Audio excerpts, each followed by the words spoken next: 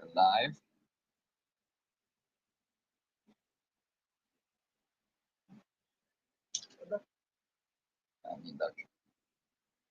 All right, ladies and gentlemen, hello and welcome to Theological Thursday. Something we're trying, something new. This week we just had way too much to talk about to cover in 2 days, so we added the third day in. Yeah, we had them like last week too. Yeah, but we didn't do Friday. That's why. That's right. See how it goes. Yep. I might make this like a Patreon exclusive at the end of this. So. Okay. Well, you heard that. This might be a Patreon exclusive. So we shall see. Anyway, we're going over the progressive bishop that Trump went and sat in on. The inaugural service. Yeah, the inaugural service thing. So we're gonna go check into that. We got quite a few different things on that to where we will listen to people and see what they have to say about it. And we'll have our own opinion as always. Yep. So alrighty. Okay, how about add in? I really hope that we're done with this. Yeah, we are. I know. Okay. Present. Yeah. You've done this before. It says stop screen. Okay, so we'll do that and then just do it again. Okay. Present. Stop screen. Present. Share screen. That. Share. Okay, that's sharing. 1 second. I gotta set the right one up. It's supposed to be. Which one? I thought I set it up already. Is that the right one? Oh, yeah, that's the right one. And Okay. then when you go into it, you just make sure it's full screen. Yep, I will. And you mute. And then if you want to talk.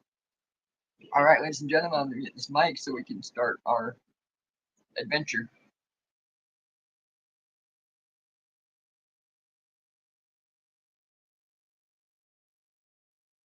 That a liberal woman over 50 with a lesbian haircut is sure to support the most evil ideas and policies that mankind has ever conceived. If evil had a face and a haircut, this is what it would look like. It would look exactly like Marianne Budde, the fake bishop of Washington for the Episcopal Church. They say that you shouldn't judge a book by its cover, but some covers tell the whole story before you even read the first page. And when you see a woman like Marianne, especially if she's wearing priestly garments, you know exactly what you're going to get. And that's what we got. And what Donald Trump got when this fake woman bishop delivered the homily at the National Prayer Service in D.C. on Tuesday. But before we get to that, let's back up a bit. Let's do a little bit of history. We'll go all the way back to the summer of 2020 when, encouraged by Joe Biden and Kamala Harris in the wake of George Floyd's overdose, BLM and Antifa began rioting, of course, across the country, but also in the nation's capital. Now, nobody at the Department of Justice or the FBI has ever pretended to care about this particular riot or any of the other ones, but it was pretty substantial by any objective metric. They injured dozens of Secret Service officers. They destroyed cars, vandalized monuments, looted dozens of businesses, ultimately forcing Donald Trump to take cover in the White House bunker. The mob also set fire to a church in Lafayette Square called St. John's, just a block from the White House. Now, if you're not familiar with it, St. John's is an Episcopal church. It's often called the Church of the Presidents because every president has attended the church since it was first constructed in the early 19th century. And in 2020, because Democrats had riled up a violent mob to advance a narrative of racial injustice in an election year, the church was under attack.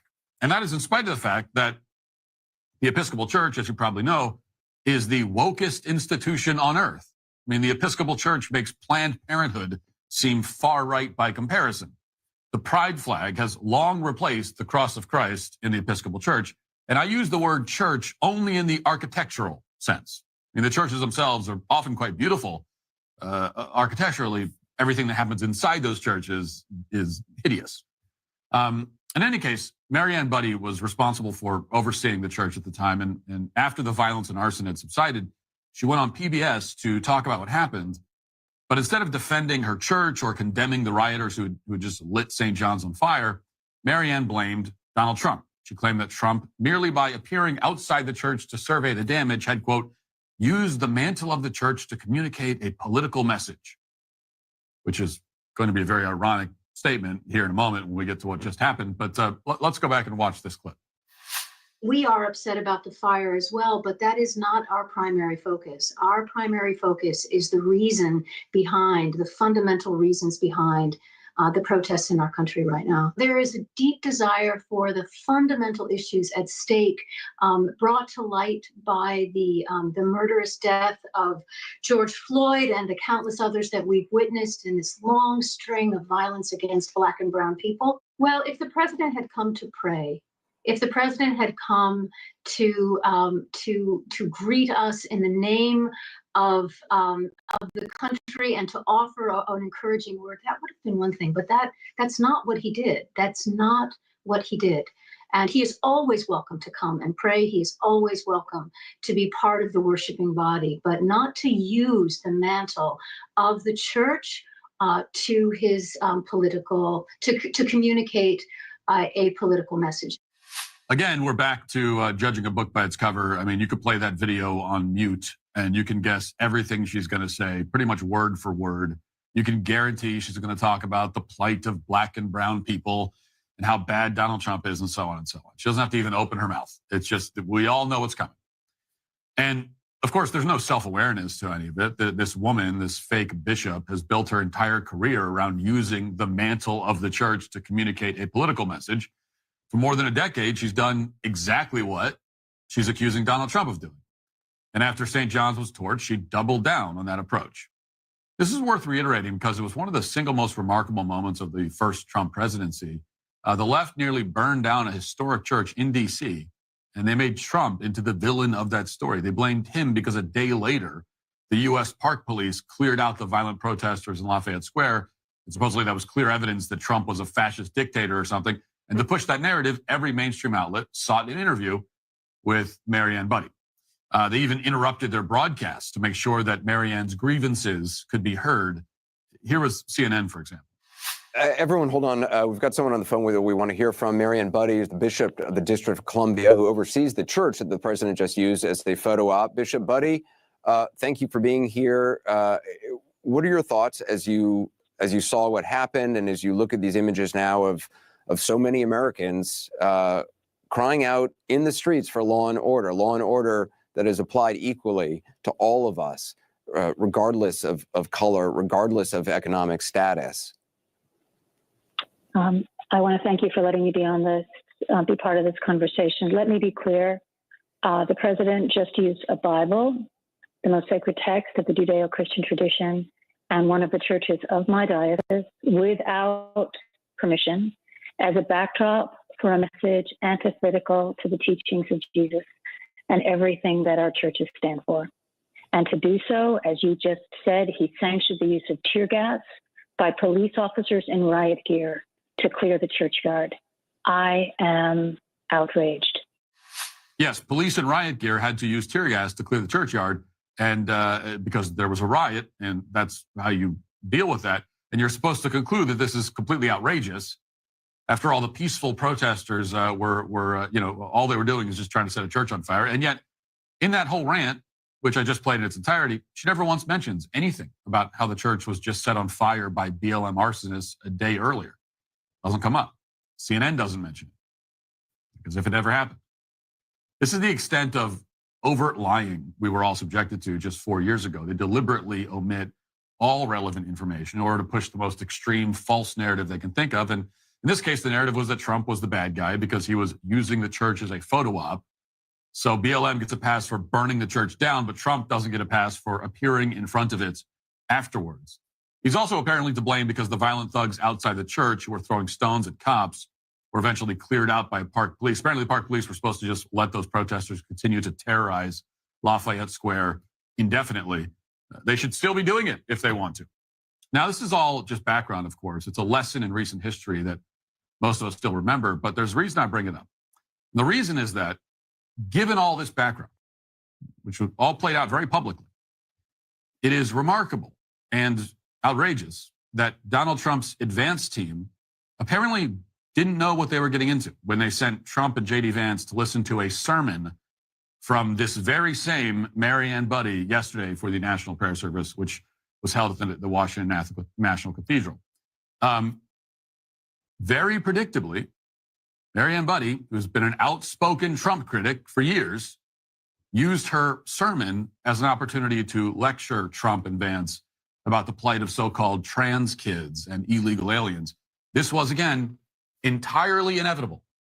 There was no way that she wouldn't use her sermon to extol the virtues of transgenderism and illegal immigration. I mean, it's unlikely this woman has ever given a sermon in her entire life that did not extol the virtues of transgenderism and illegal immigration. But Trump should not have been put in this extremely foreseeable situation. But he was, and it led to this. Let me make one final plea, Mr. President. Millions have put their trust in you. And as you told the nation yesterday, you have felt the providential hand of a loving God. In the name of our God, I ask you to have mercy upon the people in our country who are scared now.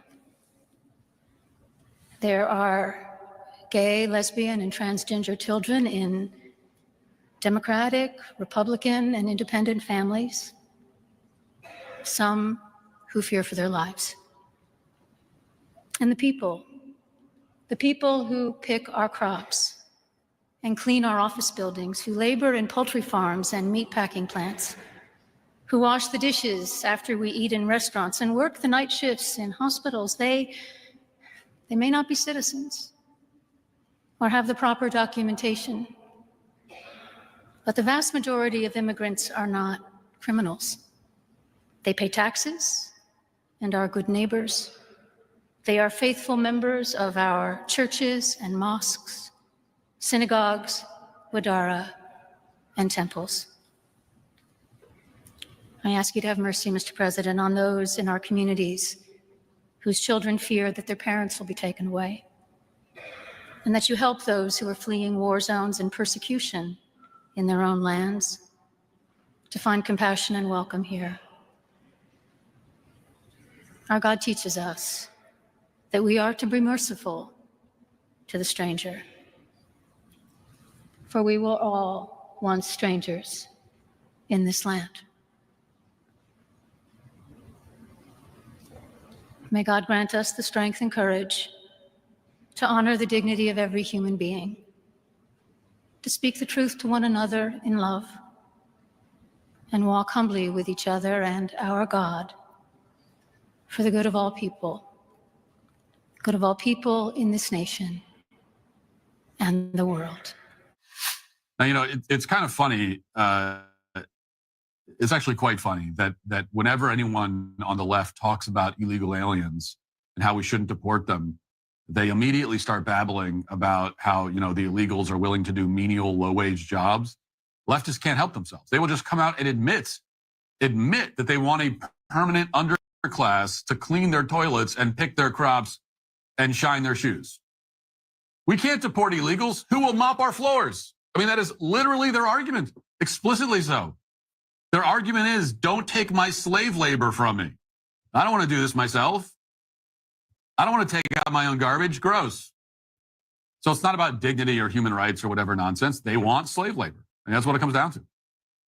And they'll admit it. They don't care if these illegal aliens broke the law to come into the country. They don't care if these illegal aliens are raping women on university campuses or driving drunk and wiping out entire families. All they care about is whether they can pick up some cheap labor from the Home Depot parking lot, you know, so they can do a bathroom renovation without having to pay too much. And then, of course, there's the discussion about transgender children, quote unquote, who are supposedly in fear of their lives. Now, again, this woman is only capable of repeating stock left-wing talking points. And in this case, she's employing very familiar emotional blackmail. Apparently, we're supposed to conclude that the merciful thing to do for these confused, supposedly transgender children is to permanently sterilize and disfigure them. Marianne says that the most Christ-like thing we can do is chop off the breasts of a 15-year-old girl. What would Jesus do? Well, according to Marianne, he would dismember children. Now, this is blasphemy of the most extreme kind. Hell exists for people like Marianne.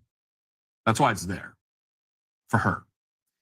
Although unless she repents, which I hope that she does. But if she doesn't, hellfire awaits. Although I do admit that so-called trans kids do fear for their lives. I mean, she's right about that. The kids that identify as trans fear for their lives. I don't deny that. They fear for their lives because the horrifically abusive adults in their lives have told them that they should fear. They fear for their lives because they've been exploited and brainwashed by wicked witches like Marianne. And of course, this grotesque display is coming from a female priest. You will only ever hear heresy and inanity coming from someone whose whole existence is blasphemous. Okay, I mean, we've talked about the plague of female pastors before and how Scripture makes it very clear repeatedly that women cannot serve as pastors or have authority over men in the church. We don't need to make that whole argument again. I don't need to cite the letters of St. Paul on this point, as clear and unequivocal as they are. I mean, it's you just can't do anything about it. It's what the Scripture says, very, very clear, very clear. But we don't even need to get into that because Marianne Budde makes the argument for us. She is Exhibit A for why women should not be pastors, priests, or bishops. She would rather engage in emotional blackmail and blasphemy than preach the word of God. And again, it's no surprise because just by claiming the position that she's claimed, she has already put herself in a position of being above God, of having an authority above God, because God, through Scripture, is very clear about whether women can be pastors. They can't. And so Marianne Budde and every other female pastor in the world is saying, I know a little bit more than you do, God. Sorry, I think I know a thing or two. Sorry, Lord Almighty of the universe. Your views on this are a bit antiquated. I think I know. I think I get with the times. God of the universe. What do you know? I mean, that's what they're all saying, every single one of them. And she'll do that while claiming at the same time to be engaged in some kind of pursuit of the truth. Watch. Our God teaches us that we are to be merciful to the stranger, for we were all once strangers in this land. May God grant us the strength and courage to honor the dignity of every human being, to speak the truth to one another in love, and walk humbly with each other and our God. Now, you can tell from the reactions by Trump and Vance and their families that nobody expected this. Afterwards at the White House, Trump basically said that the sermon was unbearable. And then he put out a statement later in the night, condemning the way he was treated, and rightfully so. And it was also extremely predictable. I mean, if you know anything about this fake bishop or do 5 minutes of research into her, and yet somehow, again, I mean, this is not Trump's fault. It's not his job. He's the president of the United States. He's in the middle of signing 200 executive orders. He can't go look into the background of the pastor who's doing the prayer service, but he has a team. That's your job. You're gonna have the president of the United States who just took office on camera, sitting in a pew, listening to a sermon from somebody, and nobody looked into who that person is and what they might say. Well, you could bet there are some conversations in the White House right now about how exactly that occurred, and I hope that whoever ultimately should have caught that, I hope that person is fired. This is not okay. These are the kinds of mistakes the kind of I hope unintentional sabotage that could derail the whole program for the next 4 years. But there's also a lesson there for the rest of us, which is this. We should not be overconfident in the wake of Trump's win. Yes, it was a major victory. Yes, Trump and his supporters defied all the odds. But the fact remains, leftism is embedded deeply in our culture and our institutions, including and especially the Christian church in America. Now, granted, a female Episcopal bishop is not a part of the Christian church, but that is exactly the point. There are many wolves in sheep's clothing, many left-wing infiltrators masquerading as shepherds for Christ. And the infiltration is vast in scope and deep. Rooting out DEI in the federal government, as difficult as that may be, is still a lot easier than rooting out the cancer of heresy and leftist propaganda in America's churches. But after yesterday's prayer service in Washington's National Cathedral, which somehow took a lot of people by surprise, it's clear that it's a fight that we need to wage and that we can't afford to lose. Thanks for checking out this video. If you'd like to listen to my full podcast on the go, you can check out the Matt Walsh Show on Apple Podcasts, Spotify, or wherever you get your podcasts.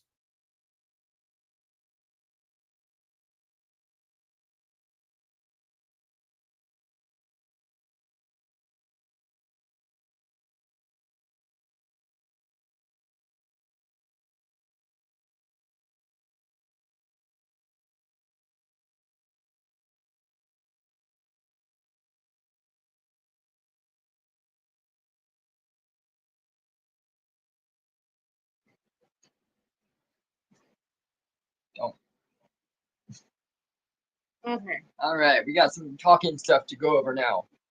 All right. So I know that Matt said we don't have to go over, Paul's letters to Timothy and everything about like how he felt about women being pastors and preachers, but we're going to. Yes. So, because a lot of people don't understand. They think that, that's like really sexist and outdated and everything, but it really isn't. And because you can see pretty plainly that most of the progressive stuff comes from the women, that's taking them away from the original teachings. It's Yes. coming from women pastors. Like my friend's sister was a female pastor. She was, yes. And there was another male that was in the town. He was a pastor or priest or something. He was always giving her a really hard time and calling her a heretic and all of this stuff. And I remember being in the car and listening to them talk about that, and I thought, God, there he is, and he was like just sitting there staring at her as we drove by. It was like really, really kind of creepy, and I was like, God, that's really stupid. I Was don't it the race car one from you? I don't think so. No, because that's the one that Kimberly got married by. Okay, So it was another guy. I Okay. don't even know. They said he was like a cult leader. I'm like, yeah, but I mean, now I know what I know. I see why he was like that. Yeah. And he was kind of scary though. So There's a lot of them that are. yeah, it kind of reminded me of like Gary Busey or something. It was like I'm Gary Busey. I was just like, I'll never forget it because I was in the truck with him and he was out by like Rob's video palace there, and he just stopped, like he knew she was driving by, and he just like and like turned and just watched us go down the boulevard. It was like really That's creepy. All right, so it says in Paul's letter to Timothy, he says, I do not permit a woman to teach or to exercise authority over a man, rather she is to remain quiet. Although the manner of Paul's communication was direct in saying that women cannot teach or have authority over men and should be kept quiet, this does not mean that a woman cannot serve God and his church. Paul further elaborates this in his letter to Philippians. Yes, can I ask you, my true companion, help these women, since they have contended at my side in the cause of the gospel, along with Clement and the rest of my co-workers whose names are in the book of life. Since Paul explicitly said that women cannot preach and be pastors in the church, what then can women do in the church? The answer to this is that the Bible emphasizes that women can teach about spiritual matters. Another perfect example of this is Priscilla, as written in Acts 18:26. He began to speak boldly in the synagogue. When Priscilla and Aquila heard him, they invited them to their home and explained to him the way of God more adequately. See, so they sat down and they had like a Bible study and they translated like what this guy was saying Yes. in the sermon and stuff. So it's like you go to church, and it's probably why Bible studies started. Like Sunday school and everything with the Yeah, children, for sure. because they had a softer and more deeper way of making people understand. And they want to train people younger too. Right, and it's like, but I mean, even if it's just a Yeah, person yeah. is, like just doesn't understand, they just had a better way of going about it. Exactly. The Bible verse actually talks about Apollos as he was preaching. Let us go back to Acts 18:24-25. Meanwhile, a Jew named Apollos, a native of Alexandria, came to Ephesus. He was a learned man, and though a thorough knowledge of the scriptures, he had been instructed in the way of the Lord, and he spoke with great fervor and taught about Jesus accurately, though he knew only the baptism of John.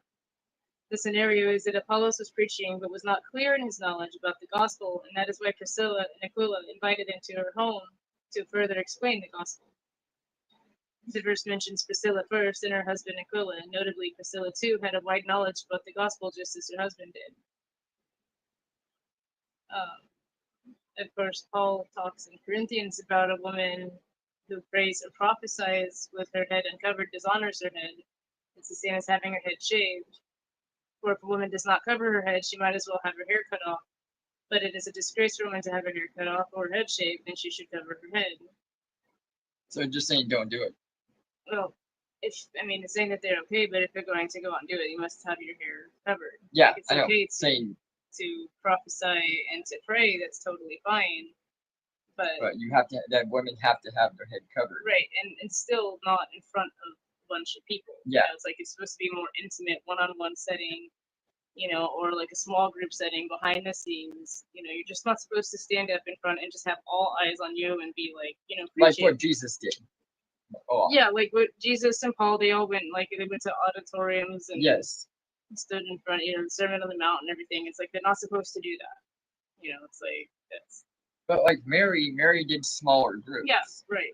She went and had more intimate. Yeah. And they're good teachers, and they can kind of like better explain what's going on. Break it down. Like, Yes.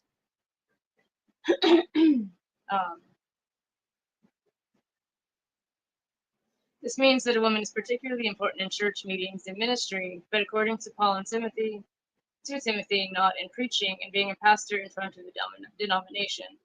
Instead, women are called for support in the calling of being a pastor and preacher.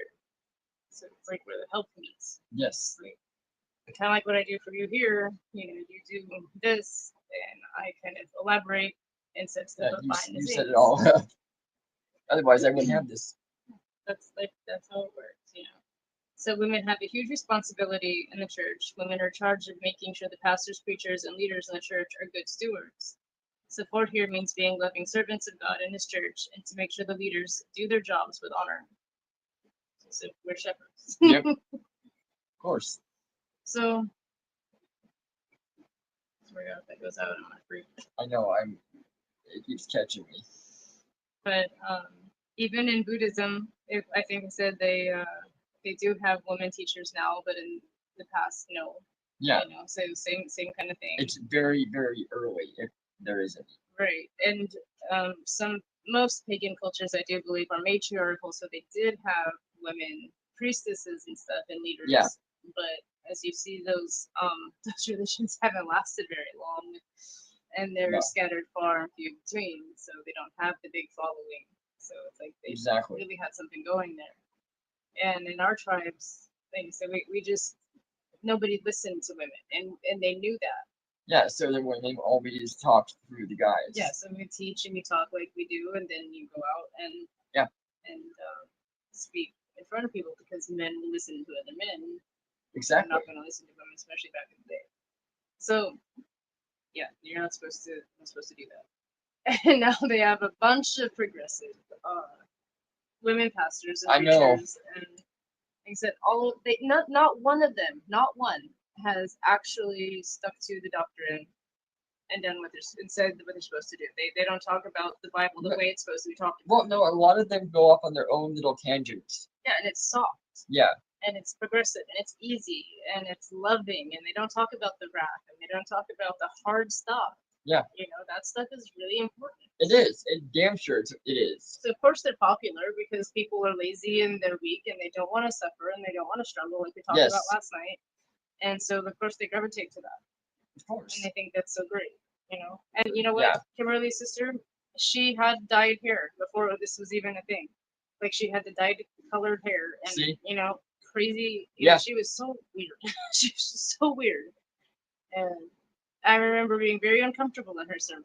Oh yeah, she tried calling you out. She did. She did try to call me out. And it was like, oh, everybody put your head down, and then if there's something that's really bothering you, and if you're ready to come to Christ, then you can let us know. And she's standing there right in front of me. I know. Still, and I'm like, I'm not gonna do that because I'm not. It's not fair to do that when I'm not ready. I'm not gonna say it. Yes. And then backslide later. Exactly. I know. I wasn't ready at that point to accept anything that Christ had to say.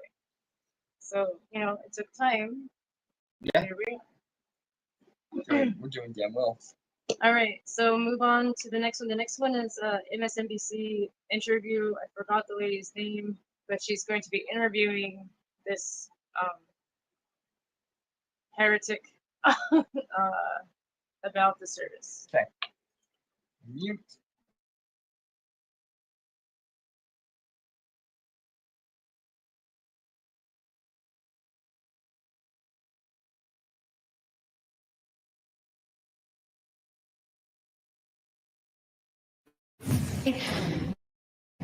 They may not be citizens or have the proper documentation, but the vast majority of immigrants are not criminals.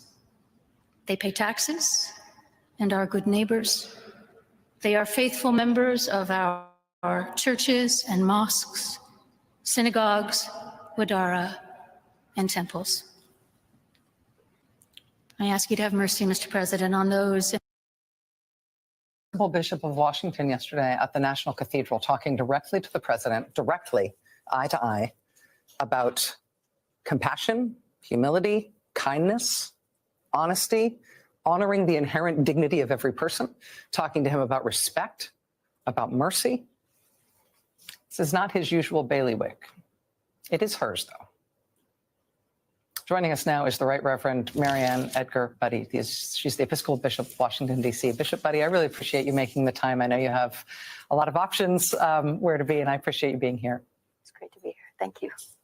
What made you decide to make that appeal the way you did, to ask him for mercy in that way? Well, as you summarized so well, as I was thinking about at the end, toward the end of my preparation, the pillars of unity, it struck me that I was missing one, and that last one was mercy, to have mercy and compassion. And rather than state it in sweeping terms, I thought I would acknowledge to the president, acknowledge that he had come to the highest office of the land, that he had millions of people had entrusted him with this power. And I wanted to make, as you heard, a plea, a request that he broaden his characterization of the people that are frightened now and are at risk of losing everything.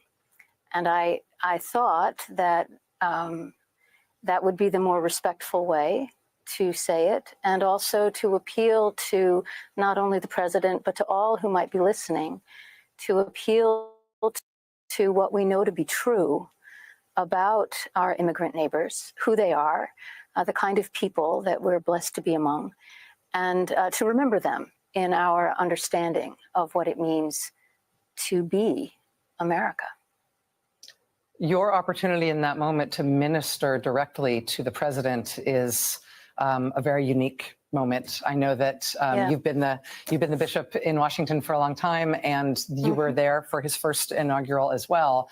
But I wanted to ask about the broader question of the role of the church right now in moral leadership in this moment. We have seen the Catholic Church, the Episcopal Church, elements of the Lutheran Church, other congregations all over the country, very diverse types of churches, offer themselves, for example, as sanctuaries for people who are facing deportation. What do you see as the role of the church in helping lead the public and helping us understand what our moral responsibilities are right now? Right. That's a great question. I would say the first and primary role that we have is by example. You know, to take the teachings of our faith, to welcome the stranger, to love as we've been loved, to be compassionate, and to live that out in real terms with real people in our communities. So that's foundational. And then, when given the opportunity to speak and to be at times a conscience, at other times a consolation, to be present, ministering or pastoring the common good. And so it takes many forms. It depends on the moment. We're in a particularly harsh moment now when it comes to conversations around immigrant populations in our midst. And so that was the reason for the tone I took now. But it could have been a very different tone in a different context, depending on how compassion needs to be manifest in a given time. Even before we had the sort of, you wouldn't use these terms, but I'll use it, sort of nasty reaction from the president in the overnight hours, in which he demanded an apology from you and insulted you in personal terms. Even before we got that reaction from him, a lot of people were describing what you did as brave. And I wanted to get your reaction to that. I mean, as a high-ranking church leader who's been doing this job for a long time, I imagine that speaking in public isn't difficult to you and speaking on difficult truths isn't difficult for you. But what do you make of the fact that I think a lot of people are feeling, are seeing in you a form of courage that they hope they would have themselves? Well, just a slight correction. I'm afraid every time I step into a pulpit, right? That really never goes away. Large or small, it doesn't matter. It's a huge responsibility, tremendous vocation, and how many people get that amount of time and uninterrupted speech, right? So it's a really big deal, and I take it very seriously every time. So yeah, I was nervous. I was scared. I think perhaps the reason why it had the effect that it did is because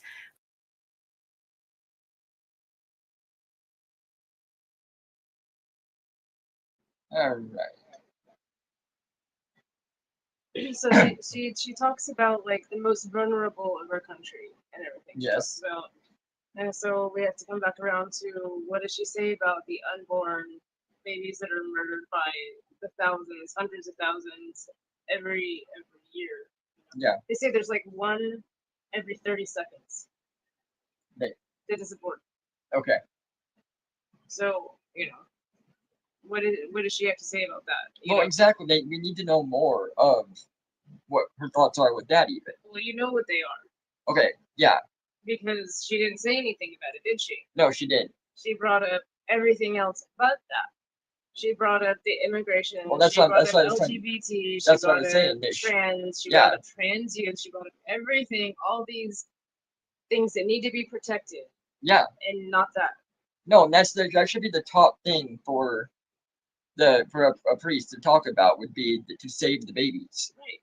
The most innocent and Yes. the most vulnerable, the ones that literally do not have a voice. I know. And she's got nothing to say about that. And they say she's so brave. Yeah, she's not. That she's so progressive in her thinking. Well, what about that? Exactly. That's how and she keeps saying our faith, our God, but she doesn't really specify if it's who it is. Right, if it's a Christian God or if it, if it's Baphomet, so it's like no, we don't know anything of that. And because I'm assuming that she is parading herself as a Christian, but yeah, you can guess. Because why else would the presidency go there? Why else would she be representing? Yeah. That. So I'm assuming it's supposed to be Christian, but it's like so far and in between. It's like who is our God and what is our faith? It doesn't say. And with the pastor, how do you say that again? Pastor, right? Pastor, but she's a bishop. Or bishop, yeah. She should still say what she is, like what domination. I guess a nomination. Denomination. Denomination. Go ahead and continue.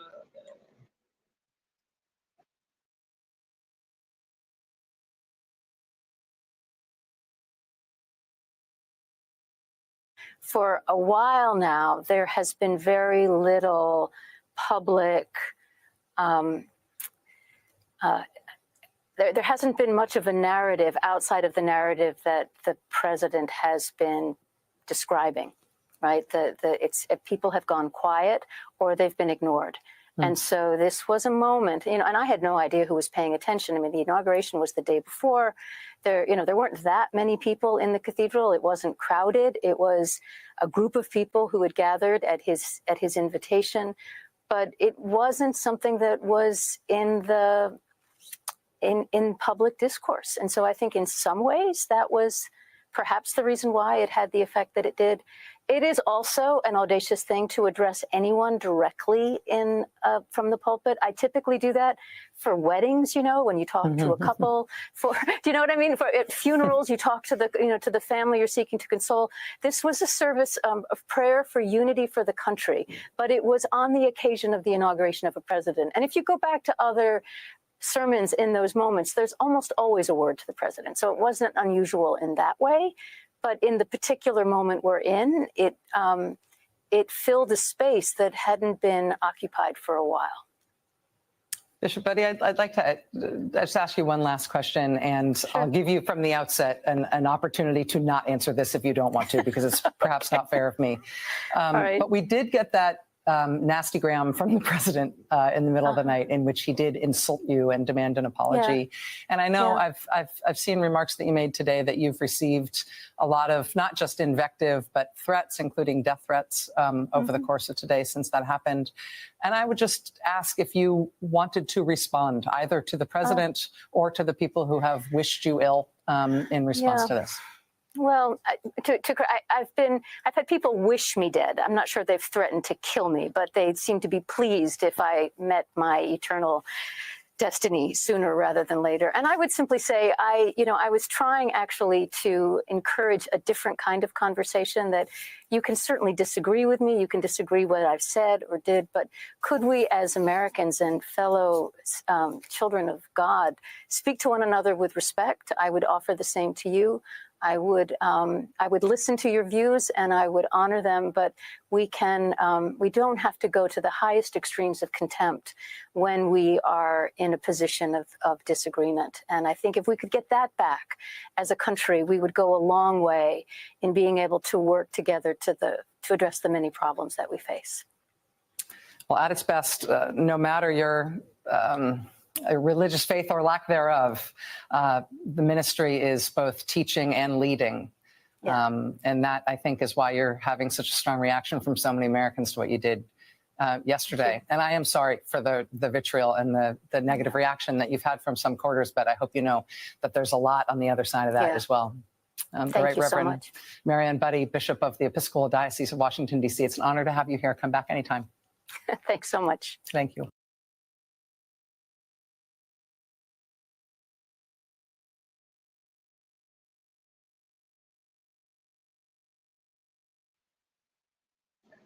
You're good. All right, so we were discussing we were trying to figure out exactly what her faith is, and we found, she is Episcopal, I guess that's how you say it. It's an Episcopal church, and it says that it's a quote-unquote Protestant yet Catholic denomination in which they do believe in the teachings of Jesus Christ. They do believe that the Bible is necessary for salvation, but it should be interpreted using reason and tradition. How can you have both? They believe that God loves everyone, and that the people of all genders and sexual orientation can serve in the church. They believe that Christians should be able to worship in the first language. They can be married, and the confession is optional. And the word Episcopal comes from the Greek word episkopos, which means overseer. Okay. So it's like another very progressive new age. Yeah, very new age. It said it was founded in 1789, but it has really, really new age way of thinking. But I mean, still, even if that's true, that's still like 300 years ago, right? Not even that. Yeah. And we're talking about contradicting 3,000, 4,000 years of tradition from traditional Christianity and the Judeo-Christian religions. Exactly. So they just think they can come in the past couple hundred years and just change a bunch of shit. And it's getting worse and worse, quicker and quicker. Right. So, they're coming on stronger with destroying what the Christian value is. Right. And it's obviously, Christ's teachings are not being adhered to, or they're just picking and choosing the ones that they decide that they're going to serve and follow. Certainly not the full thing. And I do believe that, they say the Bible is necessary for salvation, but they're throwing out the entire gospel. Because not just her existing as this pastor, this bishop. I don't know why it's called bishop. That's definitely Catholic. But just by being that, she's pissing all over what John said. Exactly. But a lot of them just totally disregard what St. John everyone had to say. It's like, oh, he was just misogynistic. He doesn't count. But what about all the other good stuff that he brought into it too? So you're just going to disregard that as well? Of course they are. They literally pick and choose, I guess. And if you're going to be of the Christian faith, it's like you read the Bible for what it is and you adhere to it. Yes. I mean, it's pretty clear. It's pretty black and white. Yeah. You know. So that's what they believe in. My other point that I was getting around to earlier was I do not believe that mixing religion and politics is a good thing, No, it's not at all. because you end up with something called a theocracy, which is when all the laws are made based on religious beliefs. And since And we've seen that. yeah, We've seen what the damage that does. right, and since so many obviously have different religious Yes. beliefs, that just can't be done, at least here in America. No. You know, because there's too many people that are on different pages. Yeah. And if you start enacting laws that are based on your religion, that there's going to be 2/3 of the country that are going to Be in rebel jail. against that. Yeah, they're not gonna do it. Yeah. So, that's not a good idea. And she literally brought politics to the pulpit, and like, She did. instead of just having it being a God serving service, she made it Yes. about that. Hey Sancho, Hey, Sancho. welcome. All right. Glad you can make it. We're just getting started. Well, like, we're like halfway through. Good. All right, I think we've got a good one next. I think it's gonna be let me mute it and then go. Anyway, I think it's gonna be what's his name? The best LGBT. I have that African fellow first. Okay, yeah, the African fellow that we don't even know.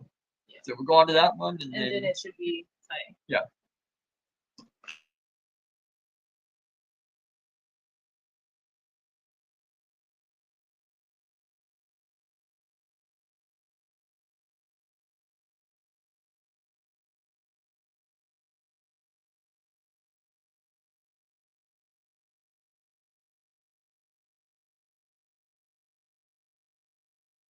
And they're angry at the And they're president. so angry. They're angry at the president. So what is your message to President Trump today? Well, he should. I've given up speaking to President Trump. We need to replace President Trump.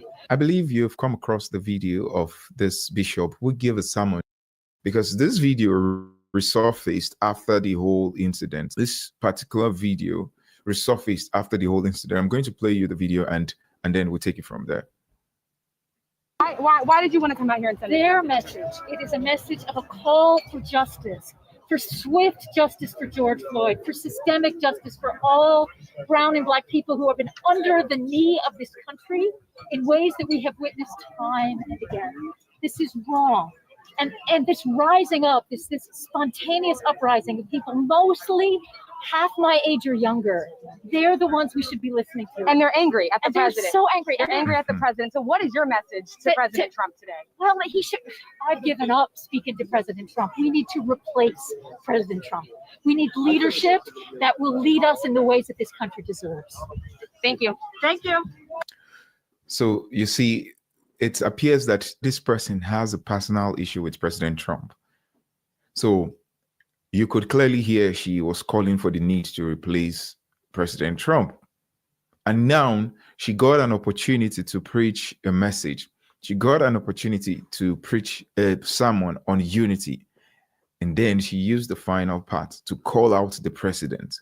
So I guess that's one of the issues that people have, that it's as if you are calling out the president, not because you felt it was the right thing to do, but it's because you are bearing out some of your own personal issues that you have with the president. And I don't think the pulpit or a platform where you're called to pray for national unity is the proper place to do that. Also, the second thing is, a lot of times Christians use the word that are found in the Bible. You talk about mercy, but the problem is when you address these issues from the worldly perspective alone, you miss the point of the whole biblical message. Because you see, there are two kinds of compassions. There's the worldly compassions, and then there's the biblical compassion. The worldly compassion is rooted in the need to address people's feelings, to make people feel happy. So when you have worldly compassion, you can call for mercy, you can call for justice, and then it sounds good to anybody that is listening to that. Actually, these are some of the statements you will hear at the UN when they are calling for humanitarian assistance.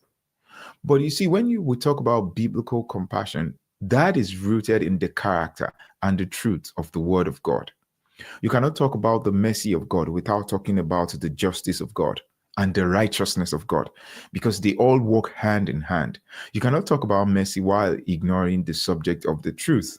So biblical compassion is rooted in truth. The problem with the brief admonition is that she was calling for mercy, calling for compassion. And when you look at it, you think, oh, there are people online who are saying, oh, she is actually preaching the message of Jesus. But we are called to preach the full counsel of God. You don't just cherry pick on certain words in the Bible and assume that you have preached the full counsel of God. Because if you talk about mercy, justice, you also need to talk about the truth. And you also need to call people to repentance. Because compassion without calling people to repentance is not a way of scripture. I'll give you an example. Peter, Jesus was speaking to his disciples and he was foretelling some of the things that will happen to him on the cross. And Peter was full of compassion and he called Jesus to the side and said, "This shall never happen to you." He was so full of compassion when he was doing that. But Jesus rebuked him and said he was mindful of the things of this world and not mindful of the things of God. What was Jesus trying to emphasize there? That, yes, I understand your compassion, but your compassion is misplaced because it is only a worldly compassion without taking into account the purpose of God for Jesus at that particular moment. So a woman was caught in the act of adultery. She was to be stoned. And Jesus had mercy on her. He demonstrated compassion. Yet, Jesus still called her to repentance. That's the difference between godly and worldly compassion. That's the difference between biblical and worldly compassion. Biblical compassion doesn't just call for mercy, but it calls for mercy in a way that speaks the truth, in a way that addresses sin, in a way that calls people to repentance.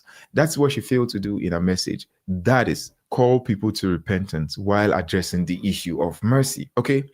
And the second aspect of this is, the Bible says friendship with the world is enmity with God. And then friendship with God is enmity with the world. Sometimes when the world begins to applaud what you are doing, it is a telltale sign that you are friends with the world. And if you are friends with the world, that means you are putting yourself in enmity with God. Because there is no way you can balance being friends with the world and being friends with God. If you are friends with God, the world will hate you. What I just saw from this whole thing is that, from this whole saga, is that as a result of what she did, she found greater appeal with the people of the world. And now she's appearing on, I'm not even going to play this, but you can see her appearing on The View, talking about why she actually chastised the president on the need to have mercy. She also appeared on CNN to talk about the need for national unity. And in the need for national unity, she felt she needed to address the president directly. If there's so much controversy and division around the message, that means she had failed in the purpose of the message, which is to call for unity. These are just my own thoughts on this. I would like to hear your own thoughts on this. Share your thoughts in the comments, and I will see you in the comment section. Thank you.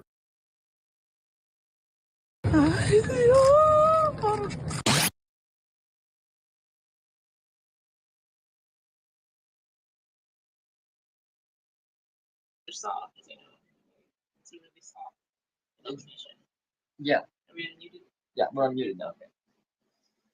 All right, so you guys all heard that. That was a new guy that daughter about here just found. Yeah, he made some great points about like how there's a difference between worldly compassion and godly compassion or biblical compassion. Biblical compassion, it's like, yes, I feel for you and I'm not going to do this to you, but you have to turn your ways around. You have to repent. You have to stop doing what you're doing. You know, it's like the same thing when they talk about love.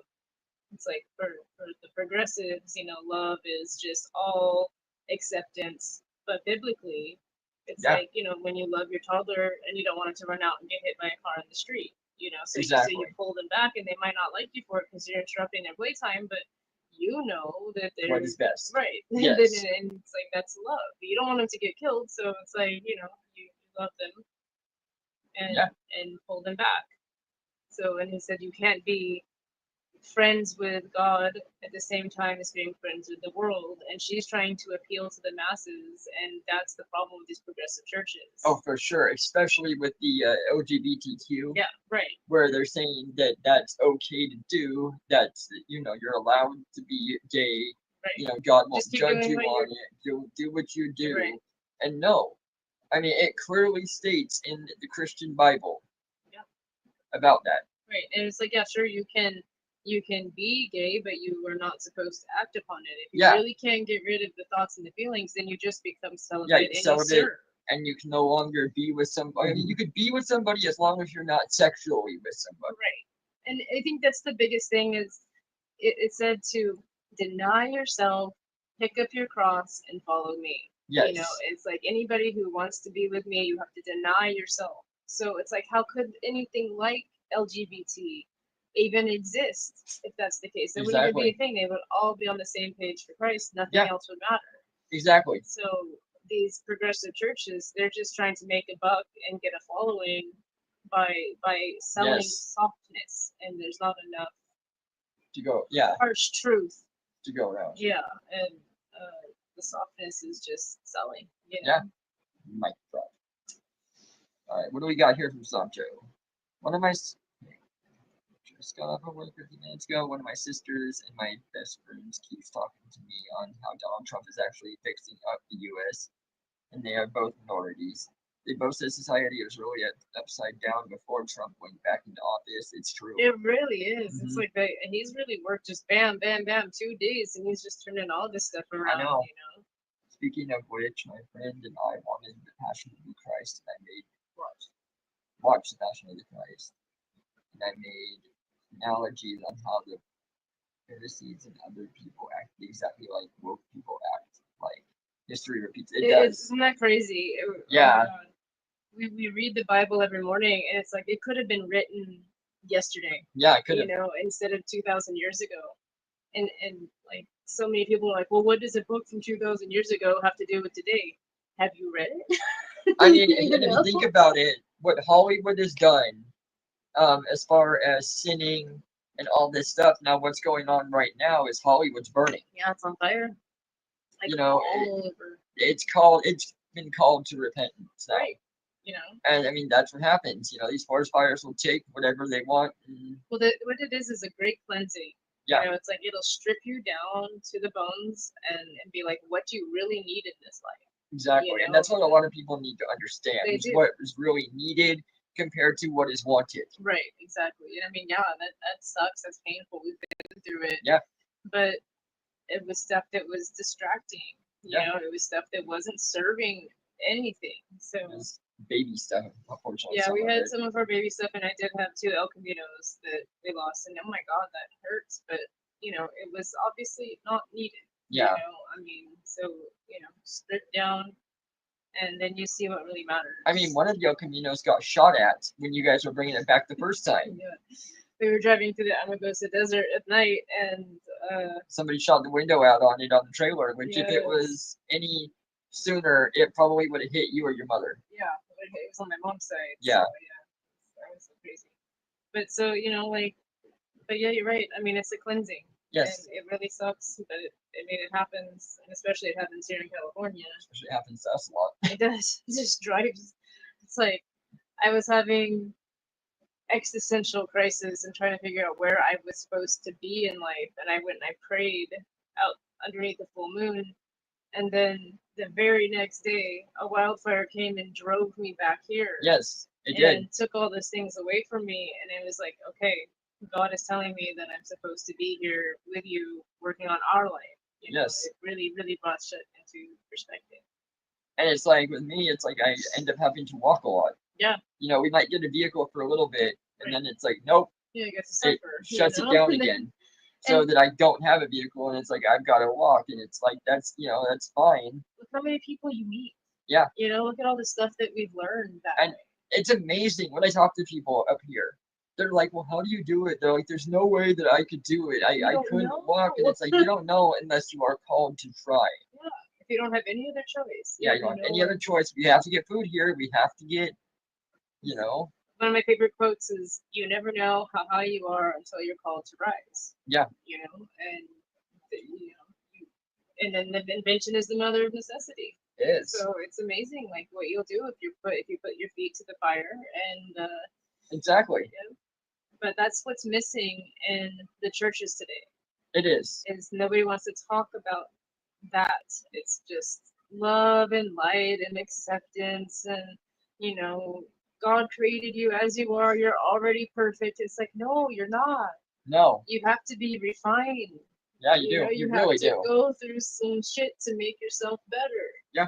Nobody's saying that. No, they're not. That's sad. It really is. And it's so simple for people to turn themselves around and pick themselves up. Yeah. But they've just been told all their lives that they're just soft. Yeah, exactly. And they're just soft. It's like all the people here that lost their houses through Havilah. Yeah. And now the government wants to come in and have access to their property for a year in order to help them clean up the properties. Right. And it's like, no, don't let them do that. Yeah, take care of it yourself. The community will help you. Like neighbors will help you. But they want on to check out water wells. Right. So so that they have access to everybody's well. They just want to see what people are doing. Yeah. And that's just not the way. No. So it's like, no, just. That's government overreach. Yes, exactly. They don't need to do it. Now, hopefully, also with Trump, that kind of stuff will lay off a little bit too. Yeah. He was really pissed off at Governor Newsom for this whole thing going down. Oh yeah, for the fires and everything. Yeah. He actually has called for Newsom to resign. Yeah, I'm not. And I really hope he does. I do too. So. I think he's a liar. He is. So they're saying, oh, the reservoirs were full, and we have a picture of them not being full. Yeah. He's like, oh no, we were all good. It was just the people. The people didn't do it right. They shouldn't have been there. Yeah. Oh. No. All right. So we've got Kai now, right? Or Ty Rivera. So let's get on with it.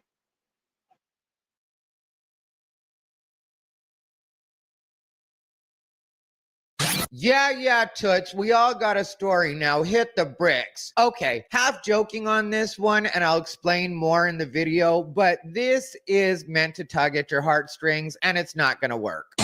In the name of our God, I ask you to have mercy upon the people in our country who are scared now. No United States citizen has anything at all to be scared of. And then it made me wonder, and it made me think about all the Hispanic people who actually voted for this man and supported this man. Look what they're doing to your people. I am one of those Hispanic people that actually voted for Donald John Trump and supported Donald John Trump. And I don't know exactly what you mean when you say these are my people. I am born and raised in the United States. So the American people are my people. And I don't know why anybody would have the idea that I'm obligated to show loyalty to people from other countries, even if we may share a similar skin color. Let me make one final plea, Mr. President. I'm going to allow it, counselor, but it better be good. It was intense and passionate, but yet it was gentle. It was not ugly or confrontational. What's up, everybody? Ty Rivera here, the absolute best LGBTQ comedian in the world. Okay, so today we're going to talk about the woke Bishop Marianne Edgar Buddy and her performance at what was supposed to be a sermon as part of an inauguration church service. She's an Episcopalian bishop, and the fact that she's a female bishop should tell you everything that you need to know about how this is going to go. Spoiler alert, she brings up LGBTQ and she also brings up illegal immigration, which I have feelings on both, so let's get into it. Let me make one final plea, Mr. President. Millions have put their trust in you. I am one of those millions, and let me tell you, so far, I am a satisfied customer. And as you told the nation yesterday, you have felt the providential hand of a loving God. In the name of our God, I ask you to have mercy upon the people in our country who are scared now. There are gay, lesbian, and transgender children in Democratic, Republican, and independent families. Now, this is where it starts to go south. And you just saw that Vice President J.D. Vance looked over at his wife, Usha, like, this is where the bullshit starts. And I would feel the exact same way. And not the exact same way if I were J.D. Vance, but the exact same way if I were me, the gay man, sitting here listening to this sermon, and then all of a sudden they go into LGBT. Call me old-fashioned, but unless you're going to tell me I'm going to hell, I prefer you not bring up my orientation in God's house. Some who fear for their lives. Now, we're not going to go too much into LGBTQ on this one, and she's pretty much done talking about it. But before she moves on, I do want to say, I'm tired of people like this spreading what I consider to be a dangerous message to LGBTQ people, because there's absolutely nothing to worry about. So, in my opinion, feeding into this and reinforcing the fact that there should be some fear coming from the LGBTQ community makes no sense to me, and is not helpful in any way. If you truly wanted to help out Bishop Marianne, what I would say that you should do is reassure LGBT people, and you don't do this at Trump's speech, but you reassure LGBT people that what they're hearing right now on social media is all fear-mongering. I've heard everything from the Trump administration is going to make trans people detransition. This is something you can find on social media that I've seen.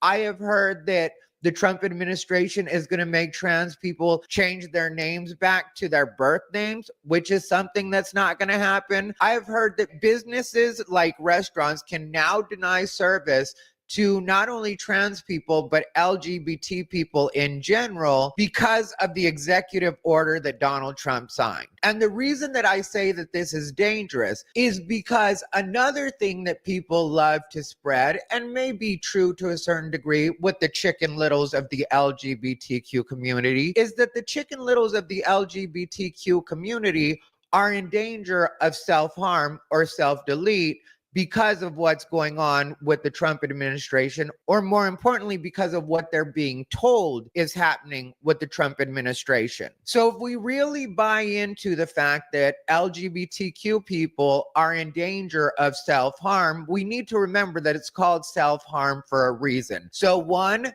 Donald Trump isn't in charge of these people's feelings or what they choose to do to themselves. And two, if we're being responsible and we don't want to see LGBTQ people do things like this, which I'll admit, some people get on my nerves, but I'm not looking for them to put an end to it all on any level. So what I would say as a responsible LGBT person, and what I think you should say as a responsible bishop, is to quell the LGBTQ and let them know that these are all rumors and you have nothing to worry about. So why don't we stop feeding into the panic and get back to common sense? Oh, and just real quick, if anybody's watching and you're going to be like, well, minors might not be able to, minors shouldn't be transitioning. That's truly the way I feel about it. I've done videos about why I feel that way, but to clue you in a little bit, when I was a kid, I thought I was trans. Guess what? Clearly grew out of it, am a man, was born a man, happy to be a man. So glad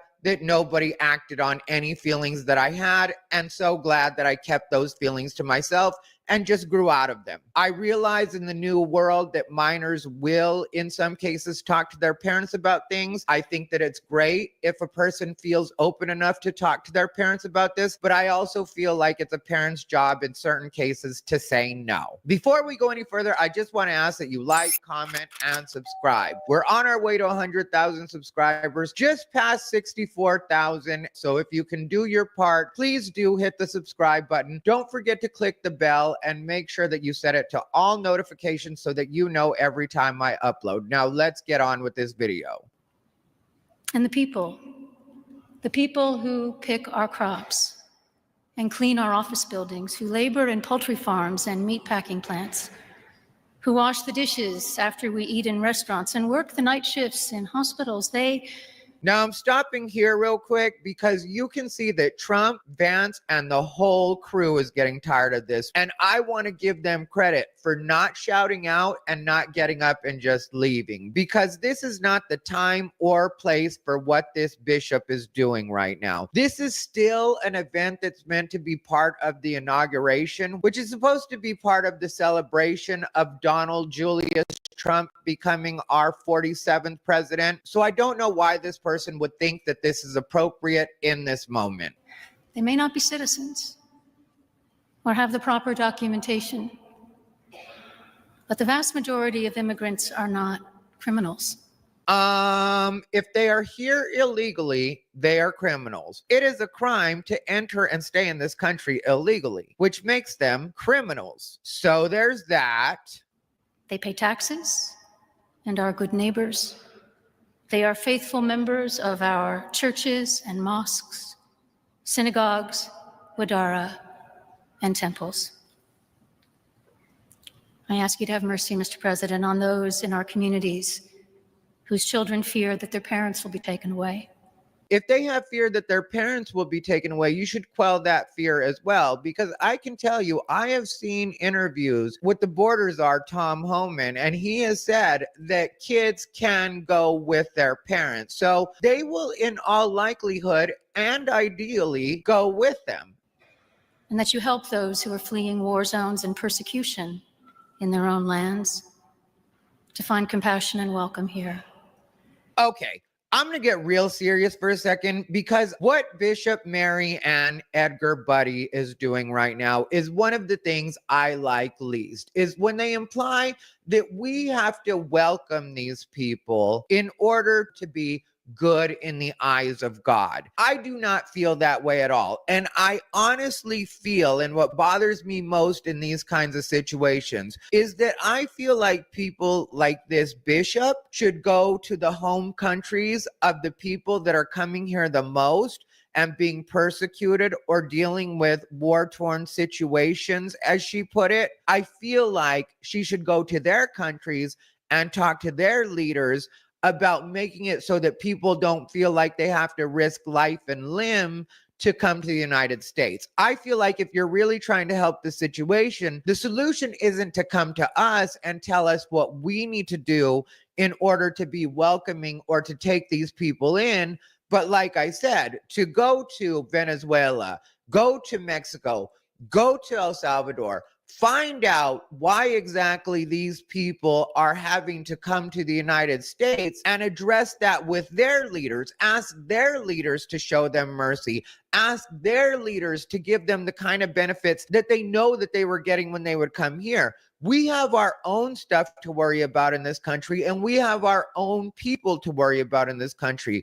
We have a problem with homeless veterans. We need to do something to take care of our own veterans. We have an opioid crisis. We have the fires in LA. We just had the hurricanes in the Southeast. We have insurance companies that are denying legitimate claims and refusing some people legitimate treatments. So right now, we have to pay attention to our own citizens. We can't afford to be giving immigrants and asylum seekers $1,400 vouchers for food every month like they were doing in New York City, because the shelters don't provide the food that they would prefer. Right now, we really do have to take care of our own United States citizens. So I will repeat, you go to the countries that these people are fleeing from, and you have these tough conversations with their leaders. Our God teaches us that we are to be merciful to the stranger, for we were all once strangers in this land. May God grant us the strength and courage to honor the dignity of every human being, to speak the truth to one another in love. I'm so glad you brought that up, because I really want to tell you in love that you can fuck all the way off. And I don't even know why you thought this was a good idea to do this. I personally feel like if you knew that you had this on your heart, and you know that it isn't this type of event, you should have passed on the event and had somebody else from your church do it. somebody that could have been a good representative and actually did what the job called for. Me being a stand-up comedian, I know there's certain events that I'm just not going to be good for. I know there's certain people that I don't necessarily want to perform for, and I will pass on those gigs rather than go do and say things that I know are going to piss them off. Not everything's for everyone. Not all money is good money, and not all exposure is good exposure. So even though I know you're getting some press off of this, I really think that you made the wrong decision in not only taking this, but in doing it in this particular way. And walk humbly with each other and our God for the good of all people in this nation and the world. Amen.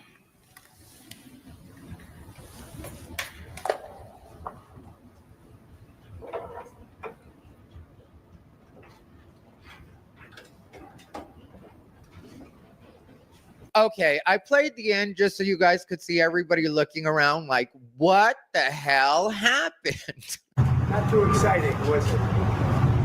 I didn't think it was a good service, no.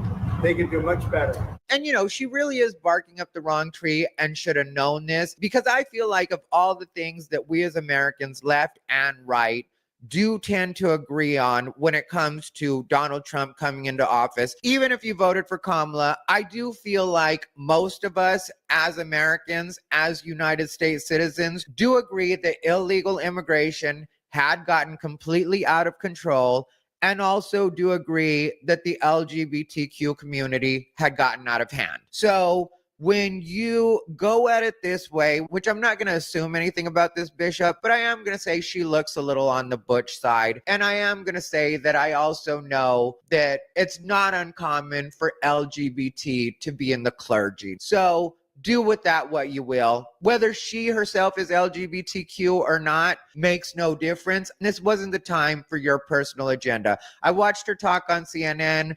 It appears that she thought this was her chance to have a conversation with Donald Trump. I was looking at the president because I was speaking directly to him. I was also, frankly, as you do in every sermon, speaking to everyone who was listening through that one-on-one conversation with the president. This wasn't the time for you to have a conversation with Donald Trump. This was the time for you to bless the nation, give a speech that was appropriate to what our actual goals are as a country, to what Donald Trump's goals are as a president, to what the administration's goals are in general. Wish us Godspeed and go about your way. And in the beginning, when I mentioned the woman that they showed crying,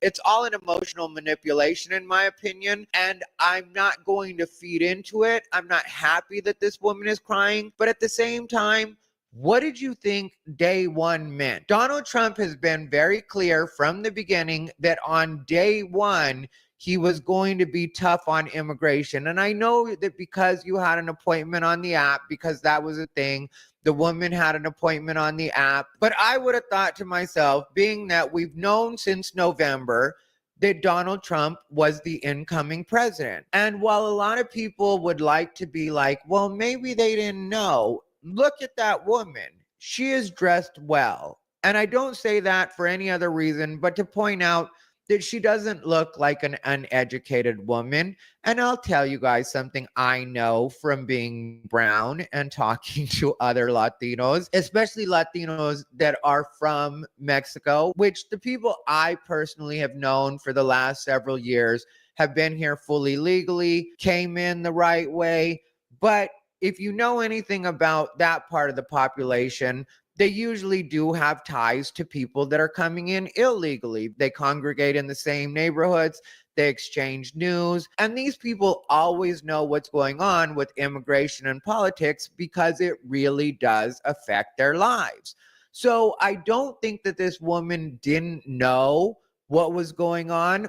I think that she thought that possibly she could beat the buzzer, and I'll give her credit on trying anyway, because it never hurts to try. And I also am not happy that she was so disappointed and that she was crying.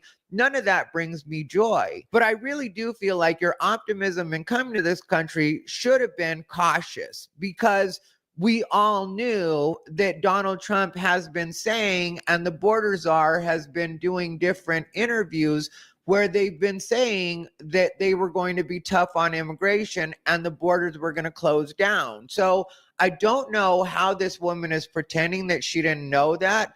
And right now, there are thousands of people that are acting like they're stranded at the border because they didn't know what was going to happen. And I don't get that either. And I don't feel like it's the United States' responsibility to allow these people to come in or act like there's something that we should be doing for them. I feel like that is Mexico's responsibility, because a fair amount of these people are coming through their borders and making their way north to the United States. So even for Mexico to on any level act like we owe them something, or we have people just using their country as a waiting room because we're not allowing them in, you should have never allowed them into your country in the first place. And maybe now that Mexico knows that as well, they're going to be more diligent in enforcing their borders. So at this point, I would say that Bishop Marianne Edgar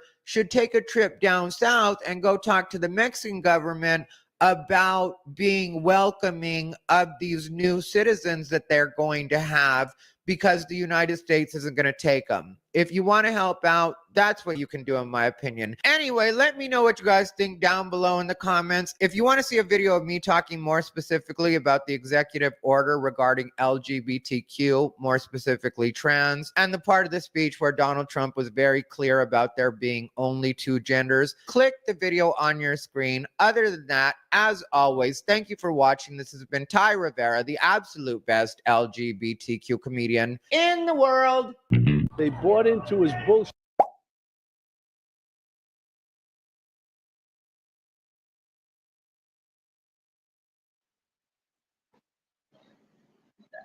All right, ladies and gentlemen, that's what we got for today on our channels. It says we have 4 people watching, so hello everybody who's out there. And the last thing I was going to say about this service, I think it was another one from Matt. Maybe it was, I think it was Matt, because I'm thinking of the dry tone that he took about it. Yeah. They had a Muslim call to prayer as well. And at first I'm thinking, you know, there's nothing wrong with it. That's pretty cool, actually. But then, like, Matt was going on, he's like, but why is it in a supposedly Christian church? He's like, it's a place for that. He's like, usually you hear them in mosques, you know, or outdoor settings. And he's like, that was just kind of weird that they had something like that. So it's like, what are they trying to present as?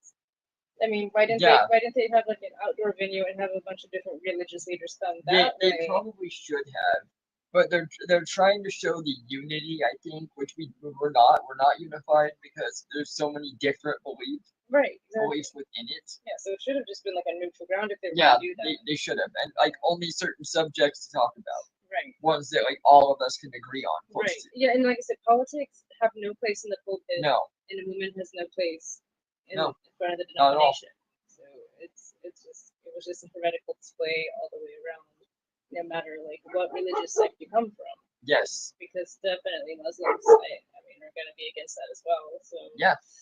Yeah, just a mess. And it was a mess. I do actually have the tweet that Donald Trump sent back. Let's see if I can grab it up here real quick. Okay. It was a mess. It was a mess. All right, this is what he sent. He said this I'm trying to finagle a baby. Okay, so the so-called bishop who spoke at the National Prayer Service on Tuesday morning was a radical, left, hardline Trump hater. She brought her church into the world of politics in a very ungracious way. She was nasty in tone. Well, I thought she was actually kind of soothing, which kind of makes you think it's like a wolf in sheep's clothing. I hate that vernacular, but you know what I mean. Yeah. And not compelling or smart.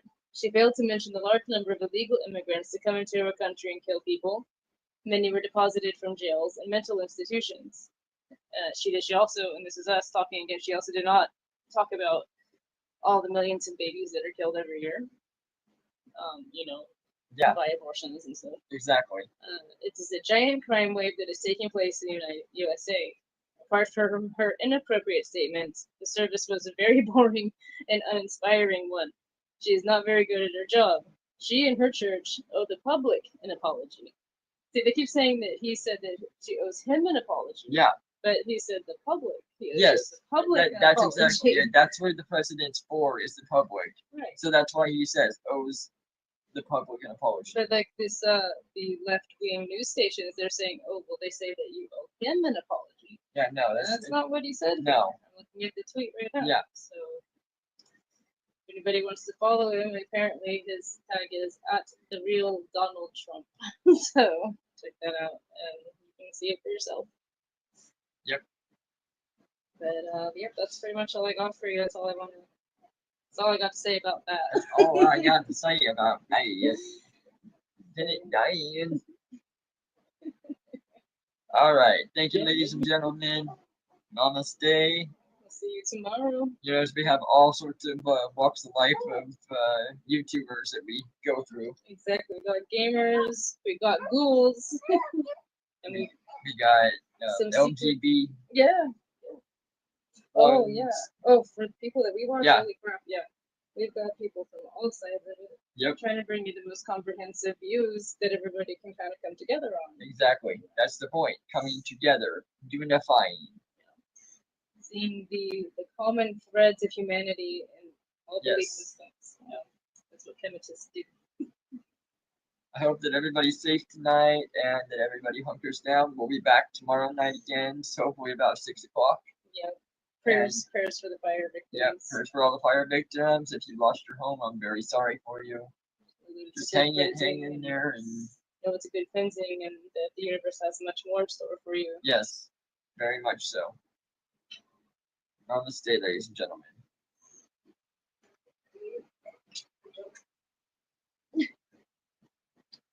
You did. You made kisses.